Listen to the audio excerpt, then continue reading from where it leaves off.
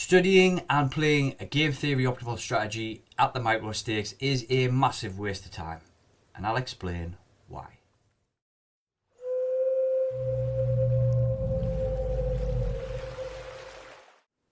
What is GTOs? Game theory optimal poker is a style of poker that's supposed to make you balanced and unexploitable.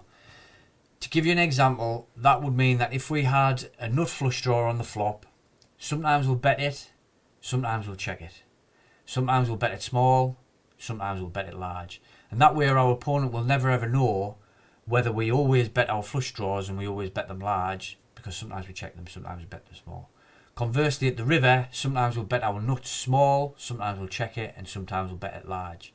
And that way, on the river, if we're betting thinly with a small bet for value, our opponents can't come back over the top of us to raise us, because sometimes our small bets on the river are nutted hands. So hopefully that, in a nutshell, explains what game theory optimal poker is. And now I'm going to discuss some of the reasons why I think it doesn't work at the Microstakes and it's a total waste of time.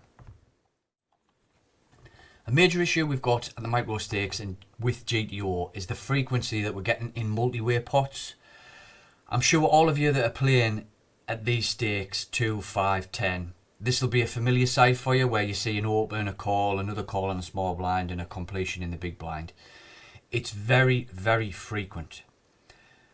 I'm sure you're aware that GTO, if you're studying anything from the book I've recommended or any solver output or GTO wizard, it's all based around single raise pots where your head's up against an opponent. There's no information or study material on what you should be doing in multi-way pots.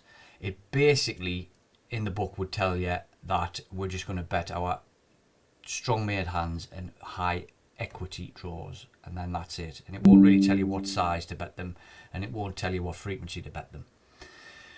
So, because so many of the pots we're getting in aren't heads up, it makes a lot of the study you're doing a total waste of time. The other issue is opening to smaller raise sizes. So if you're going 2, 2.2 or 2.5, you will find yourself getting more callers because they just think, he's not opening to 3 or 3.5 or 4. He's not very strong. We'll just call with 7, 9 offsuit on the button. So this has been a very, very, very frustrating factor where you're trying to go back, pick hands out to look at them and see what you should or should not have done. And then a good portion of the hands that you've been playing, it's totally irrelevant because there's more than one caller. Very, very frustrating and sort of making a good portion of our study totally irrelevant. The width of the open range charts is another issue. The one in red is from some study material I pulled from online, and then the one in green and blue is what I've found is profitable when opened from early position from my databases.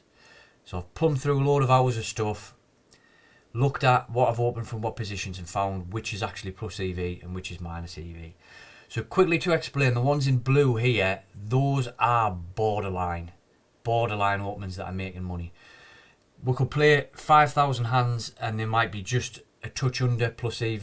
We might play another 5,000 hands and they might be just a touch over and making us a little bit of money. So they're right on the borderline of being profitable.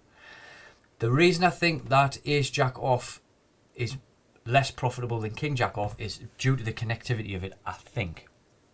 I think that's what's happening. So we're probably hitting more straights with that than we are with Ace Jack off.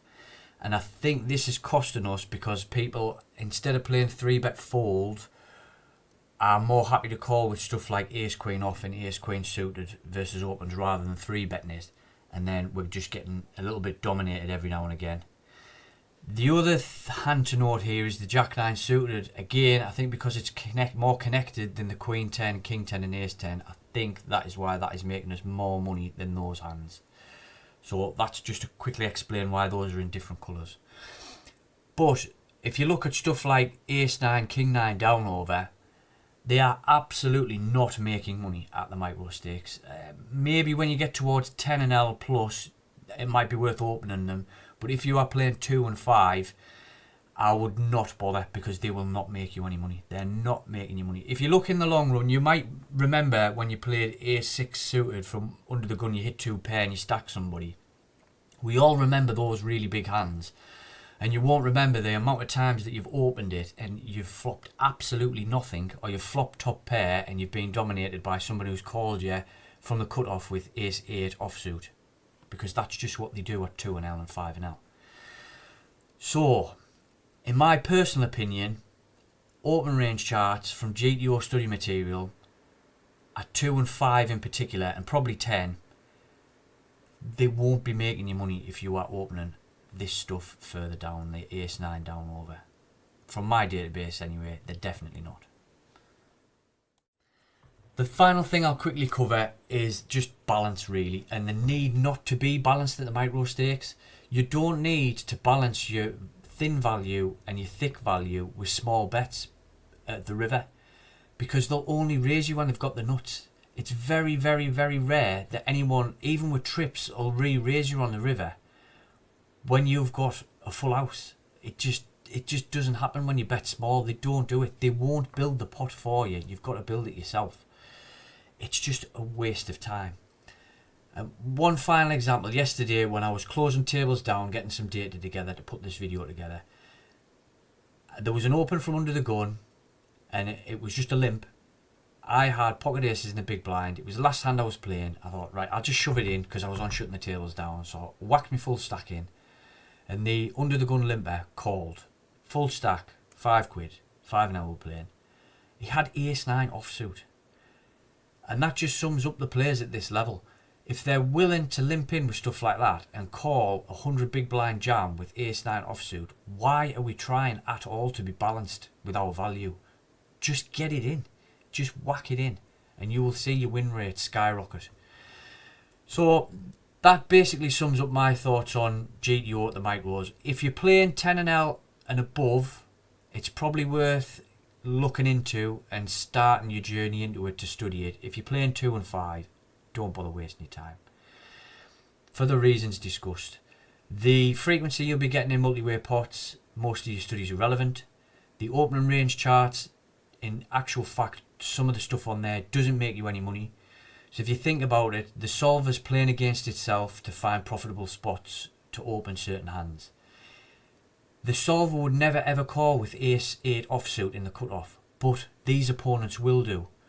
So that means your pre-flop actions are totally irrelevant because your opponents have got hands that the solver would never ever think that they've got. They should never have. The solver would never have it. So you are then in a pot that the solver can't solve because it doesn't think your opponent ever has that hand. But they do.